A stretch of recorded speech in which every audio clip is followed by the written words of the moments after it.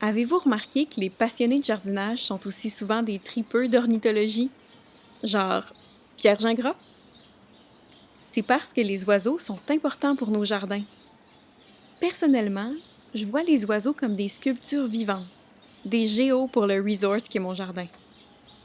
Au printemps, leurs chants retentissent d'on ne sait trop quel arbre et couvrent le bruit de la ville.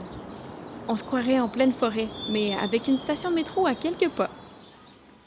Les divertissements se font rares en temps de COVID, mais le fun que ça m'apporte de regarder un oiseau sauter à travers les plates-bandes, je vous dis pas. C'est comme une sortie gratis au zoo, et garantie sans contact et sans COVID. Les oiseaux sont aussi d'excellents aides-jardiniers en offrant un service gratuit de lutte antiparasitaire. Certains de mes voisins ont eu des problèmes de scarabées japonais l'été dernier. Ce sont des insectes assez communs et gloutons, qui sont pas regardants et mangent autant les feuilles que les fruits d'énormément de plantes. De mon côté, j'en ai eu très peu des scarabées.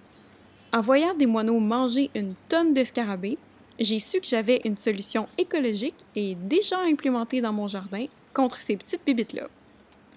Truc de ma maman, ma référence raisonnée au jardin, quand je travaille la terre et trouve un insecte peu utile pour mes plantes, genre un ver blanc ou un escargot, je le lance simplement quelques mètres plus loin, bien en vue. Plus souvent qu'autrement, un oiseau passe 2 minutes plus tard pour manger le ver encore assommé. J'ai récemment découvert que les oiseaux-mouches sont aussi des pollinisateurs. Ben oui, c'est logique. Ils passent leur face de fleur en fleur. Je vois pas pourquoi est-ce qu'ils polliniseraient moins que les abeilles. J'y avais juste pas pensé. Je mets donc un effort accru pour créer un environnement invitant pour les oiseaux. Je commence par le plus simple. Je leur offre un point de nourriture 365 jours par année, avec des graines de tournesol noir et du chardon, afin d'attirer autant de sortes que possible. Vous inquiétez pas, c'est pas parce qu'ils ont de la nourriture qu'ils vont cesser de manger les insectes. Les graines, c'est juste un petit boost entre les repas de bibites pour les oiseaux. Je me suis aussi procuré une petite mangeoire à colibri, à accrocher directement sur une fenêtre. J'ai hâte de pouvoir les observer en travaillant. J'y mets une dissolution de sucre-eau avec un ratio de 1:4. Par exemple, 100 g de sucre pour 400 g d'eau ou un quart de tasse de sucre pour une tasse d'eau.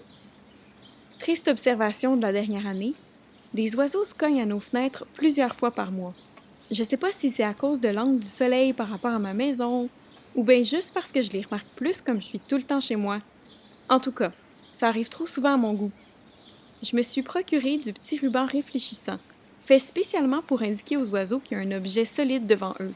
J'en ai mis à quelques endroits dans mes vitres. Les mangeoires sont placées près d'un conifère, à soit moins de 1 mètre de la maison ou plus de 10 mètres de la maison, pour éviter que les oiseaux frappent les vitres, tel que recommandé par le flap et le nichoir. J'ai aussi envie d'ajouter un bain d'oiseaux et une cabane à chauves-souris dans le futur. Les chauves-souris, ça vole, ça mange des bibites. C'est comme un oiseau mais plus poilu, right? En tout cas, ça rentre dans ma liste de choses bénéfiques pour mon jardin. J'espère qu'en offrant cette oasis aux oiseaux, ils me le rendront en mille et voletteront dans mon jardin à travers les saisons, au grand plaisir de mes yeux. On se revoit les mains dans la terre, guys. Bye!